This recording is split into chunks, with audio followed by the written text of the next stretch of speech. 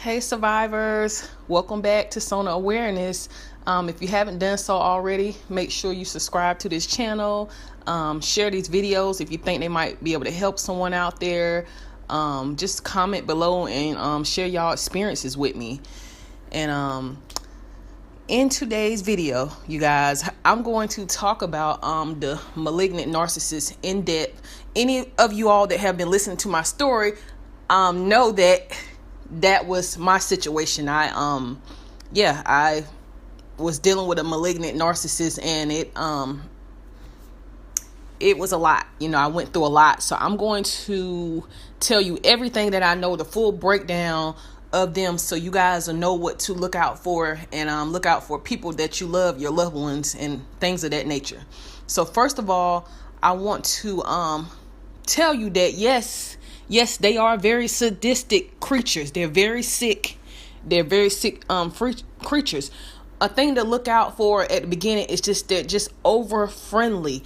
I've seen, unfortunately, I used to work with him at a call center, and I just see him talking to everybody. And I never seen anyone talk that much in my life. Like, he could really talk your head off for hours. Conversation, had to know every single body, over friendly.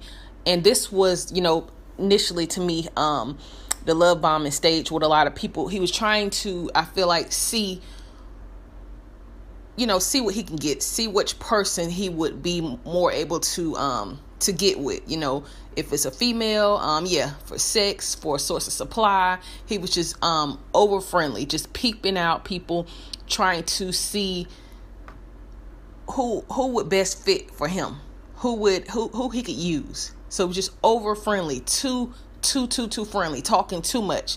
But he was, he's a predator, so he's up there on the prowl to see which new source of supply he's going to get. Yes, and I'm working with him as his quote unquote girlfriend at the time. So anyways,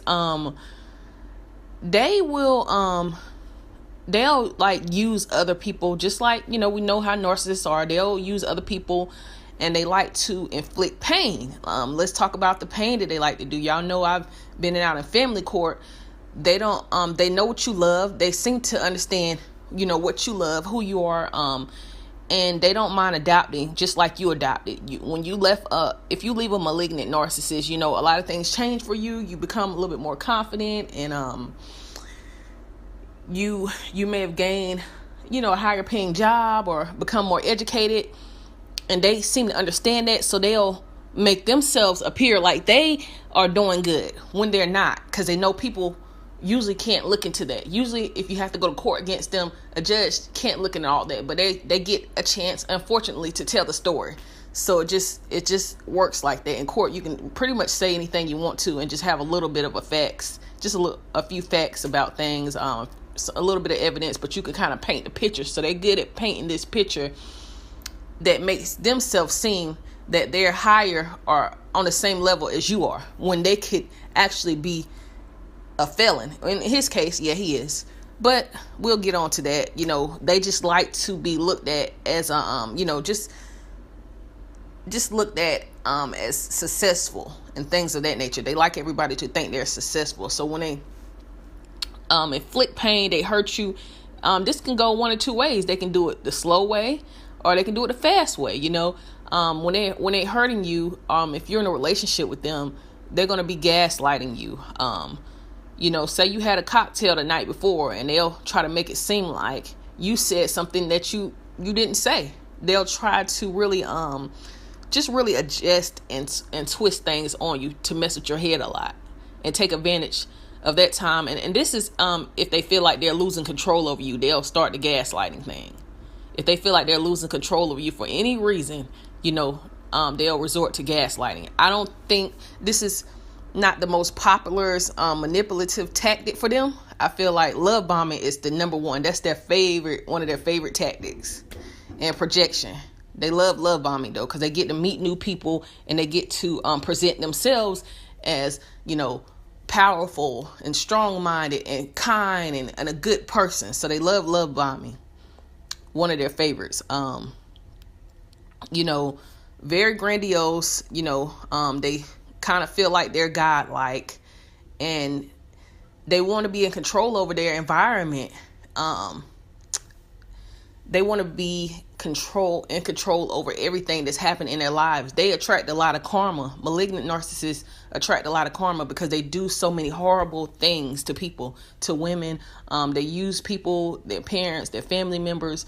They do a lot of horrible things. They're very reckless, so they have a lot of karma attached to them. So they're always going through something, but that's why they use love bombing. That's the number one tactic for them, number one choice, because they get to they'll try to attempt to escape some of that karma by meeting somebody new, picking a young girl who maybe has an apartment, or who's just getting her feet wet in the real world, maybe has an apartment. They'll go for a young girl just so they can have some place to lay their heads at night.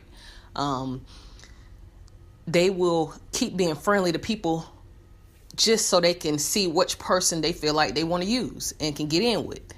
They're very arrogant and prideful, because they want to be looked at as a normal, successful person when they know that they are not. A lot of these people majority of malignant narcissists, in my opinion, have criminal records, are felons, or they have misdemeanors, just from being so vindictive and things of that nature. They attract a lot of karma. They had a lot of failures. A lot of them failed in school, because school is you got to earn that. You got to earn a high school education or a college degree. You got to be responsible and be on time, and a lot of them have issues with that. They have issues, the lower functioning ones, especially. I'm talking about the lower functioning ones. They have issues with timing, being on time to work, being organized. When I'm fighting him in the courtroom, and I fought him plenty of years in court, he'll have like maybe one piece of information, and it's just something that comes out of his mouth, not much, but like a piece of paper, and it really doesn't prove anything. It's just kind of like, oh, okay, this is it. They're not good at being organized. They really fail at really putting a lot of stuff together. They're more so good at stalking. This is what they I'm pretty sure pride themselves on, because they're going to get in and figure out what you're doing, what's new with you, what's going on with you after you left them. They more so really are good at stalking, because they know that it's they can break the boundaries, and they know that they can get away with a lot of stuff when it comes to stalking. A lot of times you don't see them, at the grocery store, or when you're buying groceries or in a parking lot. You don't see them following you. A lot of times, most normal people don't have to think about looking behind their back, because it's like, why do you have to watch your back? So they're really good at figuring out what's going on with you through social media too. They'll spend hours online trying to read through all your comments, seeing who's commenting, looking at their accounts, just trying to stalk and understand where you are and get a piece of information. And they'll even keep it. They'll probably write it down in a notebook and keep something against you, and figure out if they're going to use it later and add more to the story to lie about it. So they are sadistic. They'll keep a piece of information. They'll keep it for months or years, and then if they have to use it against you in court or something, they'll add more to it and twist it and triangulate or whatever they need to do to win. So again, their favorite tactics are love bombing. They love meeting new people, just over friendly. That's one thing you got to be careful about, because if you don't know someone and they come up and talk to you, whether it's a coworker, and they just keep on talking to you, want to get with you, and you really don't know them, you have to take your time to know people when dating, when meeting new people. And you especially should, I always suggest do a background check. I would, if I wasn't married, I'll be doing a background check if I wasn't married on a guy, because you just never know with people nowadays. Once you've been through some of the type of things I've been through, you're going to want to make better decisions, and you don't want to go through that again.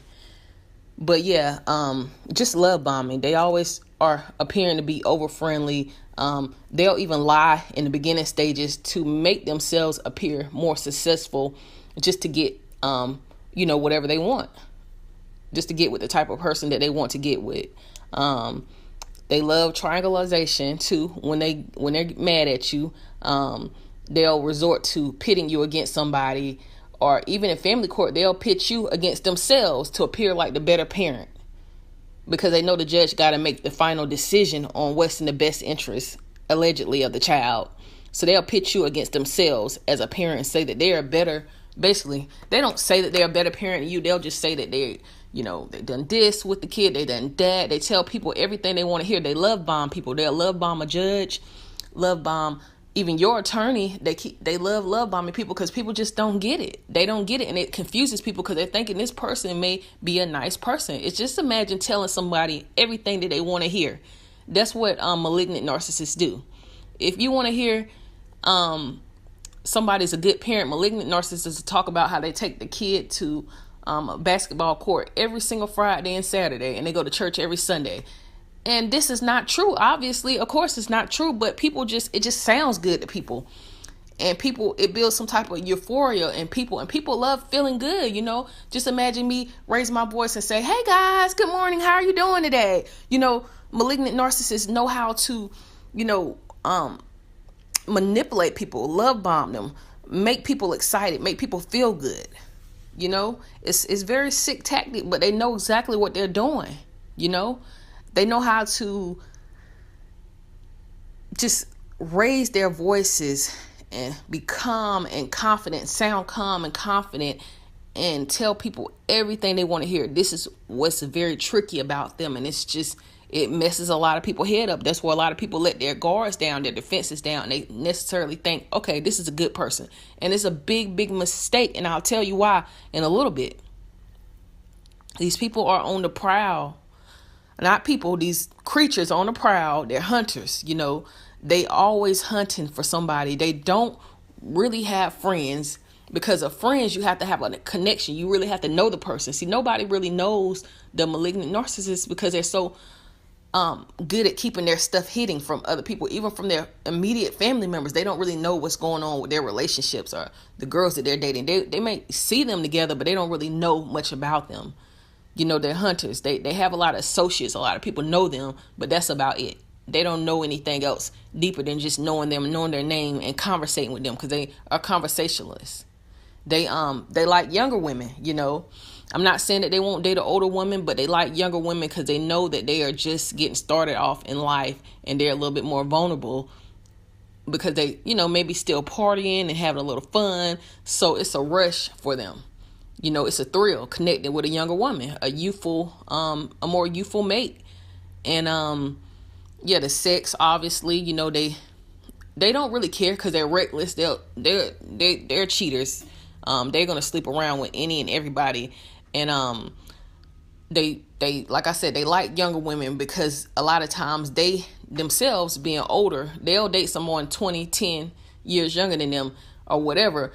And they know they're getting older, so they don't like to be connected to older people their age because they know that they're where they're at. A lot of people their age may have homes and, good jobs and careers and, things of that nature. So they can't really compare. You'll see them hanging around younger people trying to look more youthful. They might have longer hair or, dreadlocks or something to try to blend in, just dressing younger, just to connect with the younger generation a lot. But they are reckless. Don't get it twisted. They are reckless with money.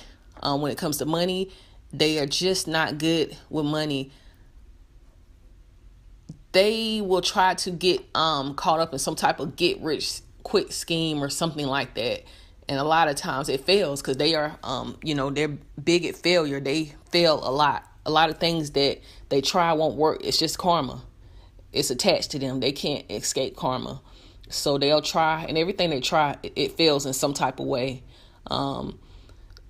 Sexually promiscuous, as I already said, and with driving, they are reckless drivers. He has, oh my God, he's been in jail so many times, driving without a license, a felony hit and run, changing the tags on the back of his car, just stupid, reckless stuff that he's done a lot in his younger years.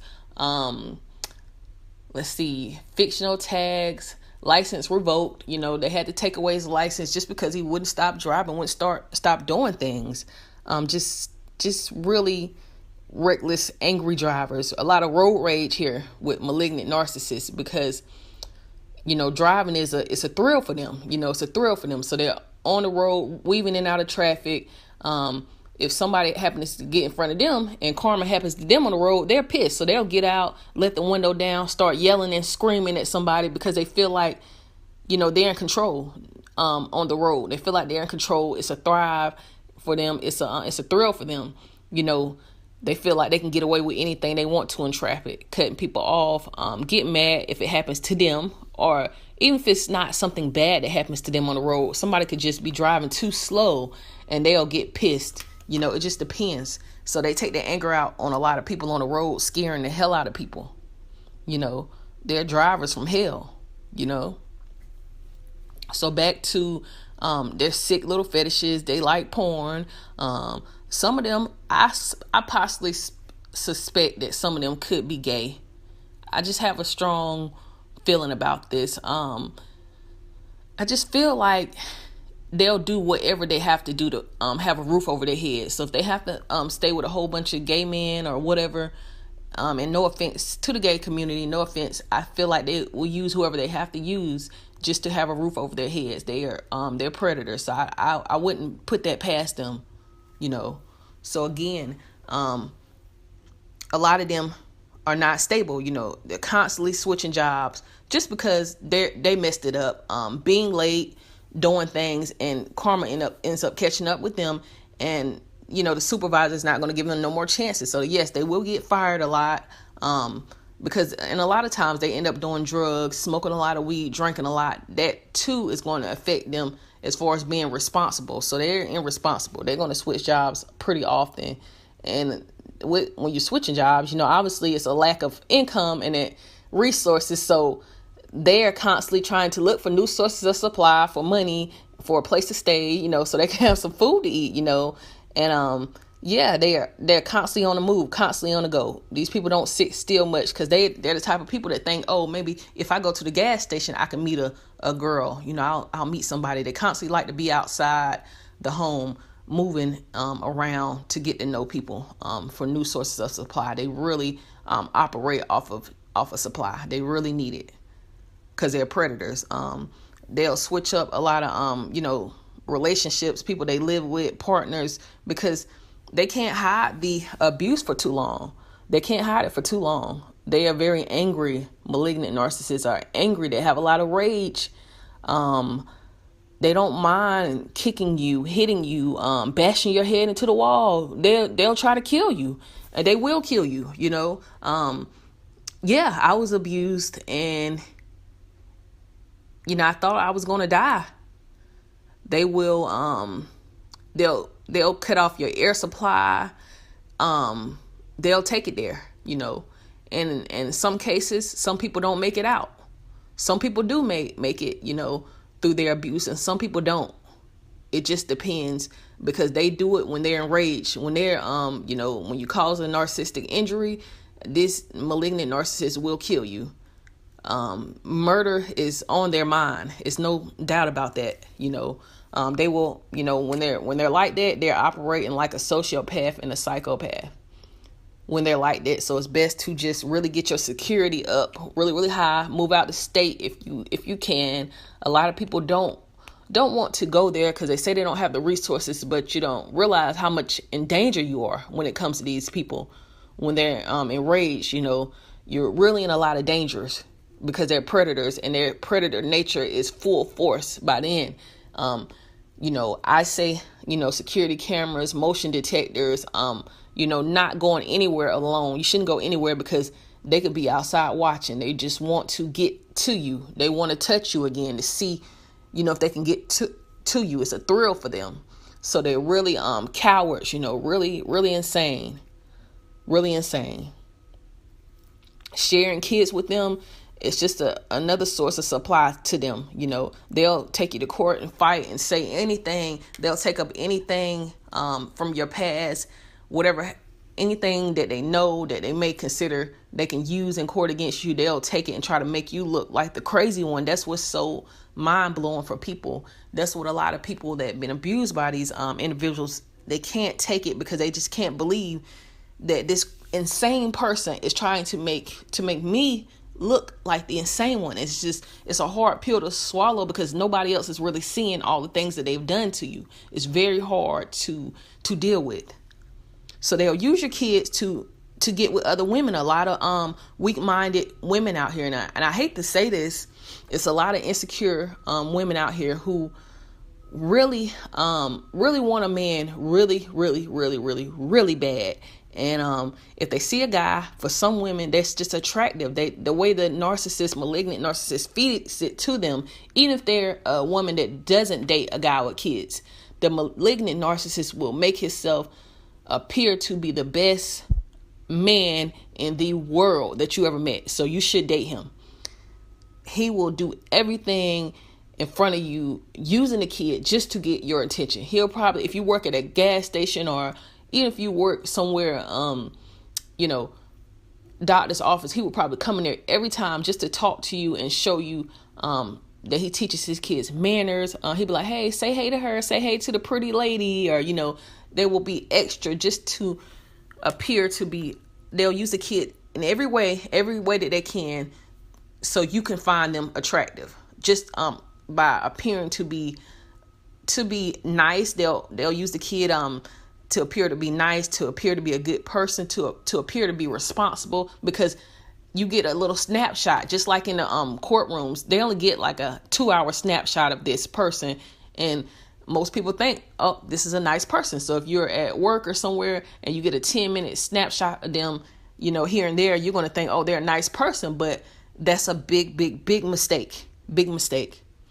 And it ends up not being good at the end. So they use their kids to get girls, to brag, to show off, all the karma that they're attached to, all the things that they're going through there. I feel like they're always readapting to change. They don't really like change, but they have to, because they're always constantly losing a job, losing a place to stay, divorcing, going through a divorce or a breakup, and they always have to readjust to find a new place to live and find someone that'll take them in, someone's couch that they can sleep on, someone they can use. So these type of individuals could be a family member. They're very secretive about what they're going through. You may hear a little bit, but you really shouldn't know the other person's story, because these individuals are, pathological liars. They constantly are readjusting. The drug use issue with them, they really go overboard, really heavy, alcoholics, weed heads, really heavy, really nervous. I notice him just, his bottom lip is always trembling. Really nervous guy, really nervous, because they feel like, I think they know that the karma is going to catch up with them. They don't know when, but they always just really bad nerves. Really bad nerves. Even when I look at him in court, I notice how nervous he is. And I'm like, okay, I'm nervous, but he's like more nervous than me. Smokes a lot of cigarettes just to try to calm nerves, anything, because they think that they're going to be found out about. They think people are going to know all their dirt, all their secrets, all the horrible things that they're doing. And I wouldn't even really want to know everything that he does. Honestly, I wouldn't. I know that it's so much stuff that is so deep that I don't even feel like I want to know everything, because I probably wouldn't know what I would do. I mean, who knows what he has obviously going on or went through his whole life. But yeah, they try to have control over everything, and they think they're, just really arrogant. They think they are smarter, so much smarter than everybody. Like, they're smart. The only reason they feel this way is because they stalk people, and they're always constantly love bombing and using people. How are you so smart and so intelligent if this is what you're doing? Just stalking somebody.